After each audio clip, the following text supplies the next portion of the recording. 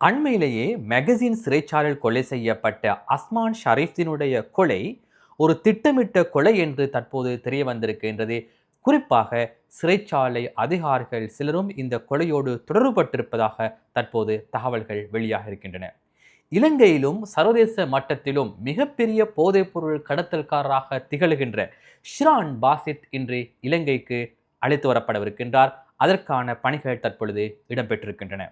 அதே போன்று கஞ்சிபான இம்ரானை கைது செய்வதற்கான அனைத்து ஏற்பாடுகளும் தற்பொழுது நிறைவடைந்திருப்பதாகவும் மிக விரைவில் அவரை கைது செய்வதற்கான சந்தர்ப்பங்கள் அதிகம் இருப்பதாகவும் பாதுகாப்பு தரப்பினர் தெரிவிக்கின்றார்கள். கஞ்சிபான இம்ரான் மலேசியாவிலே கைது செய்யப்பட்டிருந்த போதிலும் அவர் இவ்வாறு தப்பிச் சென்றார் போன்ற விடயம் தற்பொழுது பரவலாக பேசப்படுகின்றது. அதே போன்று ஜனாதிபதி சட்டத்தரணிகளை சந்தித்த போது ஜனாதிபதி ஆற்றிய உரை தற்போதும் கூட தலைப்புச் செய்தியாக மாறியிருக்கின்றது. அந்த விடயங்கள் சம்பந்தமாக நாங்கள் இன்று விரிவாக ஆராய இருக்கின்றோம். எமக்கு தெரியும், அண்மையிலே மெகசின் சிறைச்சாலையிலே இடம்பெற்ற சம்பவம். மெகசின் சிறைச்சாலையில் இடம்பெற்ற அமைதியின்மை பொழுது பெரும் சொத்துக்களுக்கு சேதம் ஏற்பட்டது, ஒரு பெரிய அமைதியின்மை ஏற்பட்டது. அங்கு பாதுகாப்பு தரப்பினர் குவிக்கப்பட்டார்கள். அந்த சந்தர்ப்பத்திலே மெகசின் சிறைச்சாலை சம்பவத்தில் ஒருவர் உயிரிழந்தார், ஒரு கைதி உயிரிழந்தார். அவர்தான் அஸ்மான் ஷரீஃப்டீன். அஸ்மான் ஷரீஃப்டீனுடைய கொலை இரண்டு தரப்பினருக்கிடையே, அதாவது கைதிகள் இரண்டு குழுக்களுக்கு இடம்பெற்ற மோதலின் காரணமாக இடம்பெற்றதாகத்தான் அவ்வழியில் குறிப்பிடப்பட்டது. கைதிகள் இரண்டு தரப்பினராக இரண்டு குழுக்களாக பிரிந்து அவர்கள் சண்டையிட்டுக் கொண்டமையினால் ஏற்பட்ட பிரச்சனையின் காரணமாகத்தான், மோதலின் காரணமாகத்தான் அஸ்மான் ஷரீஃப்டீன் என்ற கைதி உயிரிழந்ததாக அன்று தகவல்கள் வெளியான பொழுதிலும் தற்பொழுது உண்மை வெளியாக இருக்கின்றது. தற்போது கிடைக்கின்ற தகவல்களின்படி அஸ்மான் ஷரீஃப்டீன் சிறைச்சாலைக்குள்ளே திட்டமிட்டு கொலை செய்யப்பட்டிருப்பதாக தகவல்கள் வெளியாக இருக்கின்றன. சில சிங்கள புலனாய்வு செய்தியாளர்கள் அது சம்பந்தமாக தற்பொழுது தகவல்களை வெளியிட்டிருக்கின்றார்கள். மிக முக்கியமான விடயம் என்னவென்றால், அந்த கொலையோடு சிறைச்சாலை அதிகாரிகள் சிலரும் சிறைச்சாலை உத்தியோகத்தர்கள் சிலரும் அந்த சதி திட்டத்திலே தொடர்புபட்டிருப்பதாக தற்போது தகவல்கள் வெளியாக இருக்கின்றன. குறிப்பாக 8 சிறைச்சாலை உத்தியோகத்தர்கள் அஸ்மான் ஷரீஃபினுடைய கொலையிலே தொடர்புபட்டிருப்பதாக தகவல்கள் வெளியாக இருப்பதாக சில ஊடகங்கள், சில சிங்கள ஊடகவியலாளர்கள், புலனாய்வு ஊடகவியலாளர்கள் செய்திகளை வெளியிட்டிருக்கின்றார்கள். ஆகவே தற்பொழுது மிக முக்கியமான விடயம் வெளியாக இருக்கின்றது. அது சம்பந்தப்பட்ட விசாரணைகள் தற்போது இடம்பெற்றுக் கொண்டிருக்கின்றன. அவர்களுக்கு எதிராக எடுக்கப் போகும் நடவடிக்கைகள் குறித்து அனைவரும் அவதானித்துக் கொண்டிருக்கின்றார்கள். எமக்கு தெரியும், சிறைச்சாலைக்குள் இடம்பெறுகின்ற சம்பவங்கள் தொடர்பிலே கடந்த சில தினங்களாக இடம்பெற்ற சம்பவங்களை பார்க்கும் பொழுது அரசாங்கமும் குறிப்பிட்டிருந்தது, சிறைச்சாலை சம்பவங்களின் பின்னால் ஏதோ சதி இருப்பதாக அரசாங்கம் குறிப்பிட்டிருந்தது. குறிப்பாக நீதி அமைச்சரும் குறிப்பிட்டிருந்தார். இந்த சந்தர்ப்பத்தில் தான் இவ்வாறான சதித்திட்டங்கள் தற்பொழுது வெளியே வர ஆரம்பித்திருக்கின்றன. சிறைச்சாலை உத்தியோகத்தர்களுக்கு யார் பணிப்புரை வழங்கியது? இவர்களுக்கு, சிறைச்சாலை உத்தியோகத்தர்களுக்கு அஸ்மானை கொலை செய்வதற்கான தேவை எவ்வாறு ஏற்பட்டது? எதற்காக கொலை செய்யப்பட்டார் என்பதுதான் மர்மமான விடயமாக இருக்கின்றது. இன்னும் சில நாட்களில் அதுவும் வெளியே வரும். அதே போன்று மிக முக்கியமான மற்றும் ஒரு விடயம் இன்று இடம்பெறுகின்றது. இலங்கையிலும் சர்வதேச மட்டத்திலும் தேடப்பட்ட ஒரு மிகப்பெரிய போதைப்பொருள் கடத்தல்காரர் தான் ஷிரான் பாசித். ஷிரான் பாசித் அண்மையிலே துபாயில் கைது செய்யப்பட்டார். ஷிரான் பாசித்தை இலங்கைக்கு அழைத்து வருவதற்கு இருந்த பல சிக்கல்கள் காரணமாக, பல்வேறு பிரச்சனைகளுக்கு மத்தியில் ஷிரான் பாசித்தை இலங்கைக்கு அழைத்து வர முடியாமல் இருந்தது. தற்போது இன்று அவரை இலங்கைக்கு அழைத்து வருவதற்கான அனைத்து ஏற்பாடுகளும் நிறைவடைந்திருக்கின்றன. இன்று இரவு ஷிரான் பாசித்தை இலங்கைக்கு அழைத்து வருவதாக பாதுகாப்பு தரப்பினர் தெரிவிக்கின்றார்கள். ஷிரான் பாசித் என்றால் யார்? ஷிரான் பாசித் என்பவர் இலங்கையில் மாத்திரமல்ல, சர்வதேச மட்டத்திலும் ஒரு பிரசித்தி பெற்ற போதைப்பொருள் கடத்தல்காரராக, பல்வேறு பாதாள செயற்பாடு தொடர்புபட்ட ஒருவராக இருக்கின்றார். ஆகவே அவரை கைது செய்கின்ற ஒரு நடவடிக்கையிலே தற்போதே இருக்கின்ற பாதுகாப்பு தரப்பினர் ஈடுபட்டிருந்தார்கள்.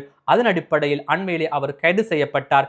கைது செய்யப்பட்டு இன்று அவர் இலங்கைக்கு நாடு கடத்தப்படுகின்றார். இவர் இலங்கையின் மிகப்பெரிய போதைப்பொருள் கடத்தல்காரர்கள் 5 ஒருவர் என்றுதான் கூறப்படுகின்றது. அவ்வாறான ஒருவர் தான் இன்று நாடு கடத்தப்படுகின்றார், அதாவது இலங்கைக்கு அழைத்து வரப்படுகின்றார்.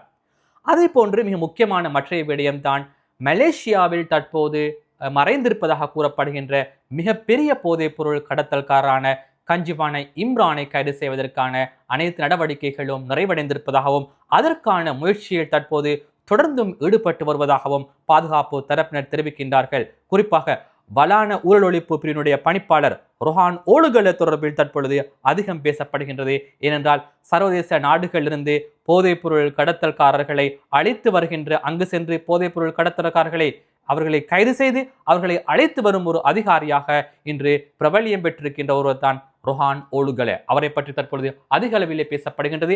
கஞ்சிபான இம்ரானை கைது செய்வதற்காக இவர்கள் மலேசியாவுக்கு சென்றிருந்தார்கள்.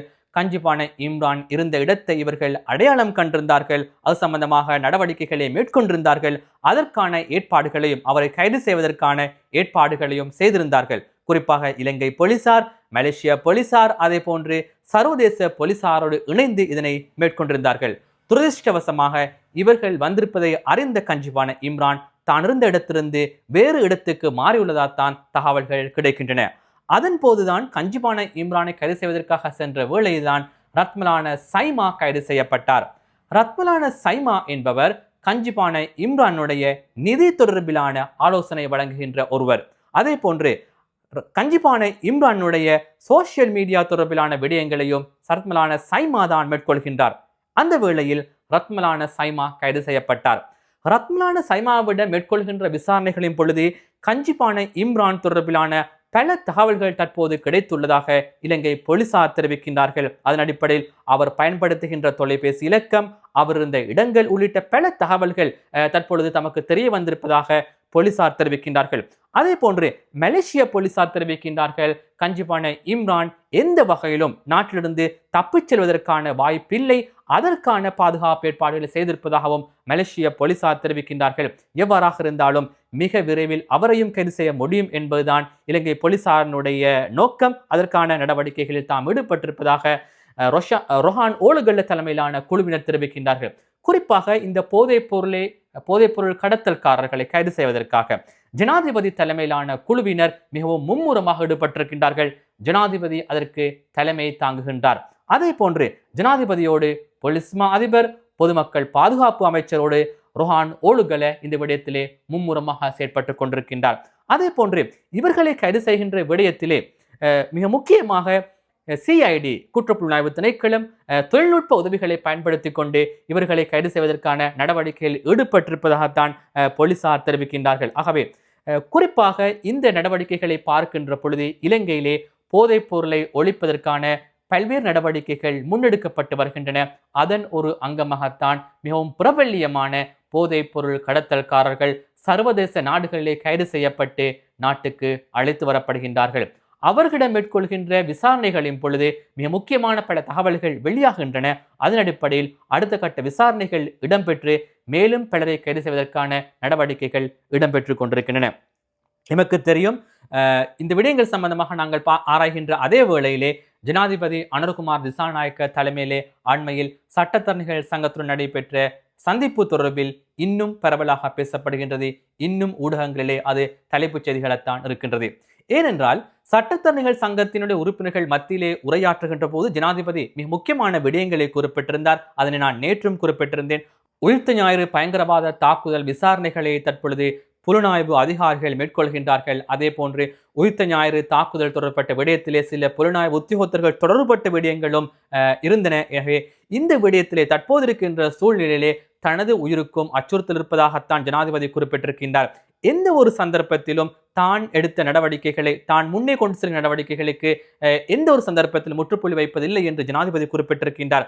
மக்கள் வழங்கியிருக்கின்ற வாக்குறுதி அதற்காகத்தான். மக்களுக்காக நாங்கள் பணியாற்ற வேண்டும், யாருக்கும் அச்சப்பட வேண்டிய அவசியமில்லை. தற்போதைய சூழ்நிலையிலே இந்த 22வது அரசியலமைப்பு திருத்தம் எதிர்வரும் 18ஆம் தேதி பாராளுமன்றத்திலே சமர்ப்பிக்கப்படவிருக்கின்றது. அதன் பின்னர் பாராளுமன்றத்திலே விவாதம் நடைபெறும். பாராளுமன்றத்தில் விவாதம் நடைபெற்று பாராளுமன்றத்தில் நிறைவேற்றப்பட்டதன் பின்னர் சில வேளை சிலர் உயர் நீதிமன்றம் செல்வார்கள். அதன் பின்னர் அடுத்த கட்டமாக இந்த சட்டம் மூலம் சட்டமாக மாற்றப்பட போகின்றது. ஆகவே சட்டத்தரணிகள் சங்கத்தினுடைய கூட்டத்தின் பொழுது சில சட்டத்தரணிகள் குறிப்பிட்டிருந்தார்கள், இவ்வாறாக நீங்கள் 22வது அரசியலமைப்பு திருத்தத்தை, அதாவது நீதிபதிகளினுடைய ஓய்வு பெறும் வயதை அதிகரிக்கும் திட்டத்துக்கு, அந்த திருத்தத்துக்கு நீங்கள் அனுமதி வழங்கினால், அதனை நடைமுறைப்படுத்தினால் நீங்கள் வீடு செல்ல வேண்டி ஏற்படும் என்று அங்கிருந்த ஒருவர் குறிப்பிட்டமைக்கு ஜனாதிபதி அழகாக பதில் வழங்கியிருந்தார். எந்த ஒரு சந்தர்ப்பத்திலும் அவ்வாறான ஒரு சந்தர்ப்பம் வந்தால் நான் அதனை இந்த பதவியை விட்டு செல்வதற்கு நான் தயாராக இருக்கின்றேன். இந்த பதவியில் இருப்பதற்காக நான் வரவில்லை, மக்களுக்காக பணியாற்ற வந்துள்ளேன் என்று ஜனாதிபதி அழகாக பதிலளித்திருந்தார். இந்த ஜனாதிபதியின் உரை இன்னும் சமூக ஊடகங்களில் அதிக அளவிலே பகிரப்படுகின்றது. ஜனாதிபதி கூறிய கருத்து தொடர்பிலே பலரும் அது சம்பந்தப்பட்ட விடயத்திலே அவருக்கு ஆதரவாக கருத்துக்களை வெளியிட்டிருக்கின்றார்கள். ஏனென்றால் இவ்வாறான ஒரு ஜனாதிபதி இதுவரை நாட்டில் உருவாகவில்லை என்ற கருத்தினை பலரும் கூறுகின்றார்கள். நாங்கள் ஏற்கனவே குறிப்பிட்டதை போன்று அரசாங்கத்திலே சில தவறுகள் இருக்கும், சில பின்னடைவுகள் இருக்கும், வழங்கிய வாக்குறுதி நிறைவேற்ற முடியாமல் சில வேளை அவர்கள் சில விடயங்களில் அவர்கள் தோல்வி அடைந்திருக்கலாம். ஆனால் அவர்கள் செல்கின்ற இந்த பாதையை பார்க்கின்ற பொழுது, குறிப்பாக நான் இன்று இந்த தொகுப்பிலே வழங்கிய விடயங்களை பார்க்கின்ற பொழுது, இந்த போதைப் பொருள் கடத்தல்காரர்களை நாட்டுக்கு அழைத்து வருவதற்கும் போதைப் பொருளை ஒழிப்பதற்கும் எடுக்கின்ற முயற்சி, அதே போன்று உயிர்த்த ஞாயிறு பயங்கரவாத தாக்குதல் தொடர்பிலான மிக முக்கியமான விசாரணைகள் இடம்பெற்றுக் கொண்டிருக்கின்ற வேளையிலே அரசாங்கம் இவ்வாறான முக்கியமான விடயங்களிலே முன்னோக்கி நகர்ந்து கொண்டிருக்கின்றது. ஆகவே ஜனாதிபதியின் உரையும் அதனை அடிப்படையாக வைத்தான் அமைந்திருந்தது. எவ்வாறாக இருந்தாலும் நாட்டுக்கு நன்மை கிடைக்கின்ற, நாட்டினுடைய மக்களுடைய எதிர்காலத்துக்கு நன்மை கிடைக்கின்ற விடயங்கள் இடம்பெறுகின்ற பொழுது அனைவரும் அதற்கு ஆதரவாக ஒத்துழைப்பாக இருக்க வேண்டும். குறிப்பாக நாட்டிலே போதைப் பொருளை ஒழிப்பதற்காக இளம் சமூகத்தின் மத்தியில் தற்பொழுது பரவலாக போதைப் பொருள் பயன்படுத்தப்படுகின்றது. அவர்கள் மத்தியில் பரவலாக போதைப் பொருள் வியாபித்துள்ளது. ஆகவே இதனை கட்டுப்படுத்துவதற்காக, இதனை ஒழிப்பதற்காக அரசாங்கம் எடுக்கின்ற நடவடிக்கைகளுக்கு நாம் அனைவரும் இளைஞனுடைய பிரஜை என்ற வகையில் நாங்கள் ஒத்துழைப்பு வழங்க வேண்டும். ஒரு சிறந்த நாட்டை உருவாக்குவதற்காக, போதையற்ற ஒரு நாட்டை உருவாக்குவதற்காக, இளம் சமூகத்தை பாதுகாப்பதற்காக நாம் அனைவரும் இந்த நடவடிக்கைகளுக்கு கட்டாயமாக ஆதரவு வழங்க வேண்டும். அரசியல் வேறு, நாட்டினுடைய முன்னேற்றம் அபிவிருத்தி என்பது வேறு. அரசியலை நான் பல தடவை கூறியிருக்கின்றேன். அரசியல் என்பது தேர்தல் காலத்தில் மேற்கொள்ள வேண்டிய ஒரு விடயம். தேர்தல் காலத்திலே அரசியல் பேசலாம். அதே போன்று அரசாங்கத்தினுடைய பல்வேறு விடயங்கள் இருக்கலாம், விமர்சிக்கக்கூடிய விடயங்கள் இருக்கலாம், அது சம்பந்தமாக விமர்சிக்க வேண்டும். ஆனால் நாட்டினுடைய முன்னேற்றம் தொடர்பிலே, அது சம்பந்தமாக எடுக்கக்கூடிய நடவடிக்கைகள் தொடர்பிலே நாங்கள் அரசாங்கத்துக்கு ஆதரவு வழங்க வேண்டும். அது ஒவ்வொரு பிரஜைகளினதும் பொறுப்பு என்பதனை ஞாபகப்படுத்திக் கொண்டு, ஒவ்வொரு நாளும் நாட்டிலே பதிவாகின்ற செய்திகள் தொடர்பிலே தலைப்புச் செய்திகள் மாத்திரமன்றி அது தொடர்பிலான விரிவான விளக்கத்தை தேடி ஆராய்ந்து உங்களுக்கு வழங்குகின்ற ரியாஸ் ஹாரிஸ் 360 யூடியூப் சேனலை சப்ஸ்கிரைப் பண்ணி தொடர்ந்தும் இணைந்து கொள்ளுங்கள். நன்றி.